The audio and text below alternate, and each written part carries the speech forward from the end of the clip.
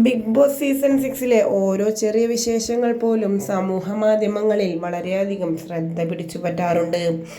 ഇപ്പോഴിതാ കഴിഞ്ഞ ദിവസം ബിഗ് ബോസിൽ നിന്ന് മുൻപ് എവിക്റ്റായ നിഷാനയുടെ ഒരു സ്റ്റോറിയാണ് സമൂഹ മാധ്യമങ്ങളുടെ ശ്രദ്ധ പിടിച്ചു പറ്റുന്നത്. ഇന്നലെ എവിക്ഷൻ ആയതുകൊണ്ട് തന്നെ വളരെയധികം ഫ്രീ ആയിരുന്നു ഞാൻ.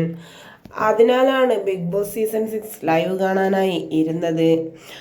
ലൈവ് തുറന്നു നോക്കിയപ്പോൾ 2 മണിക്കൂറായിട്ട് കാണുന്നത് ജാസ്മിൻ്റെയും ഗബ്രിയുടെയും കോപ്രായങ്ങൾ മാത്രമാണ് എന്ന് പറഞ്ഞുകൊണ്ടാണ് നിഷാൻ എത്തിയത്.